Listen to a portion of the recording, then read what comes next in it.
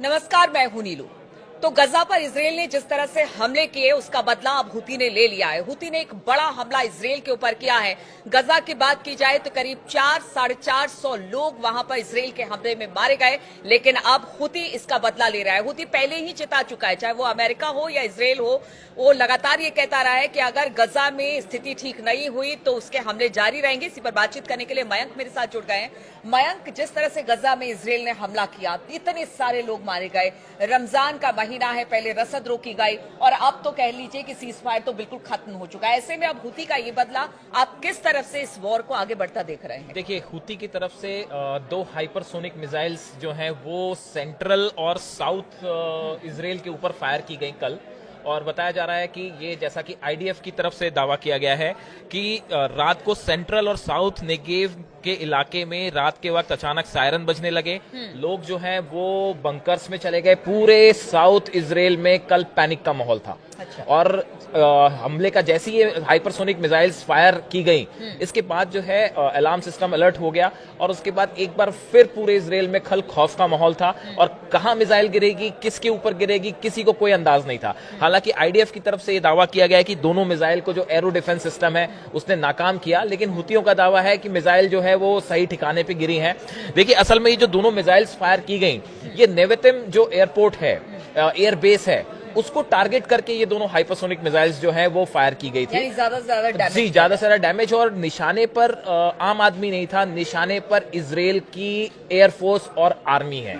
ये बार बार कोशिश की जाती है कि निशाना जो बनाने की कोशिश होती है वो इसराइल के आम आदमियों को नहीं होती, ऐसा हुती और हमास कहते हैं। हमारा टारगेट जो है वो इसराइल की आर्मी है और एयरफोर्स है, उसको लेके ये हमले किए गए थे। दूसरी तरफ अब इसराइल का कहना ऐसा है कि हमले हमने नाकाम कर दिए हैं, लेकिन हुती और हमास दोनों की तरफ से ये बात साफ कर दी गई है कि जो अटैक गजा में इसराइल ने किया है, इसका बड़ा बदला लिया जाएगा और आने वाले कुछ दिनों में इसराइल पर इससे भी बड़े हमले के लिए इसराइल को तैयार रहना चाहिए। और देखिए, ये एक हमने पहले भी कई बार देखा है कि इसराइल का जो डिफेंस सिस्टम्स हैं, वो चाहे आयरन डोम हो, चाहे एरो हो, ये सब सिस्टम्स पहले भी फेल हो चुके हैं कई बार। तो ऐसे हालात में पूरे इसराइल में एक पैनिक का माहौल था। रात के वक्त अचानक सायरन बजने लगते हैं कि भाई मिसाइल अटैक है, मिसाइल कहां पे गिरेगी, क्या बड़ा नुकसान तो नहीं हो सकता। लेकिन उसके बाद देखिए, अब जैसे जैसे हालात, जो आपने कहा कि अब इसमें आगे क्या, देखिए हुतियों की तरफ से तो पहले ये कह दिया गया था कि भाई अगर किसी भी तरह का आप हमला करेंगे तो हम जवाब देंगे। अमेरिका एक तरफ हुतियों पर हमला कर रहा है, वहां पे जो लाल सागर में जो हुती की तरफ से जो है बताया जा रहा है कि 48 घंटे में 3 बार जो वॉरशिप्स हैं अमेरिका के, उन पे हमला किया गया, इंक्लूडिंग ट्रूमैन। तो देखिए, ये बड़ा अटैक है जो हुतियों की तरफ से जो है किया गया। उसके बाद अमेरिका उसे काउंटर कर रहा है, लेकिन जिस तरह से एक बार फिर हालात आप देखिए कुछ फिर से वैसे ही होते जा रहे हैं जैसे 17 महीने पहले थे। जैसे देखिए, हुती अब गजा पर हुए हमले का बदला ले रहा है, लेकिन हमास भी चुप नहीं बैठेगा।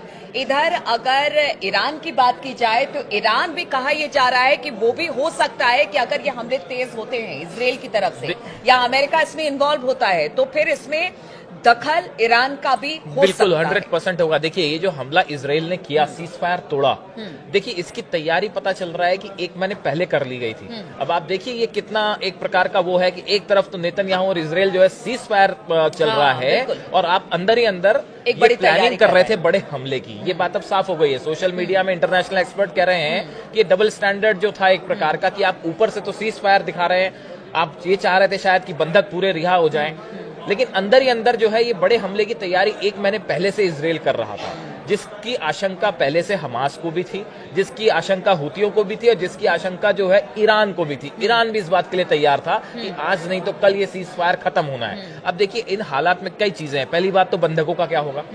हमास ने साफ किया अगर इस तरह के हमले जारी रहे तो बंधकों की जान को खतरा है।